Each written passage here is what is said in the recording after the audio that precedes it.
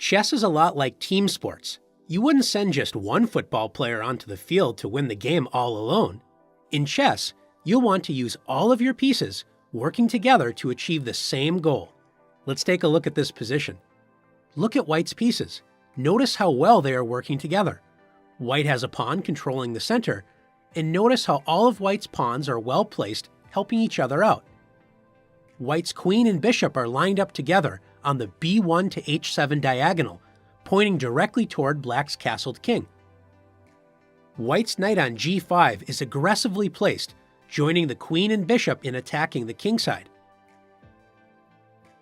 White's other knight protects the knight on g5 and also controls key central squares. White's rooks are connected and ready to jump into action on the f-file once White's knight on f3 moves. Now look at Black's position. The pawns aren't controlling as many squares, and Black has very little control of the center.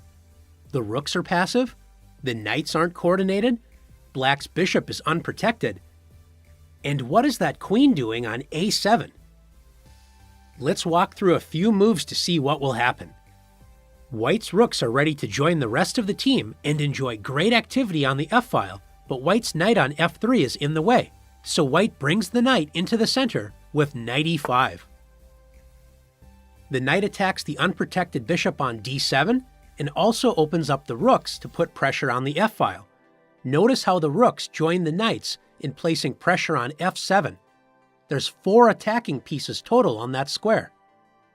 Notice the knight on g6 is pinned because if the knight captures the knight on e5, this opens up the b1 to h7 diagonal, allowing checkmate with queen takes h7. If Black tries to fork White's knights with f6, White can play knight takes g6. Notice how all of White's pieces work together, so Black does not have a good defense. If Black takes the knight on g5, this opens up the f-file and allows checkmate with rook takes f8. If Black takes the knight on g6, with h takes g6, White will play queen takes g6, threatening checkmate on h7. If rook to e8, attempting to give the king an escape square if White delivers a check on h7, White now has another tactic using all of White's pieces together. Notice the pawn on g7 is pinned. Can you see how White can take advantage of the pinned pawn? That's right, rook takes f6. White captures the pawn and prevents the king from escaping to the f8 square. Queen h7 checkmate is on its way.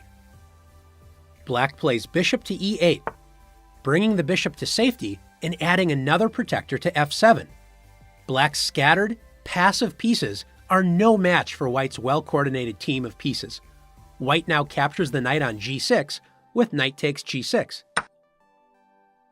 Black is now forced to capture with the h-pawn because if f takes g6, the f-file is wide open and allows White to play rook takes f8, checkmate. After h takes g6, Black thinks everything is covered, but now the h-file has opened a new line of attack.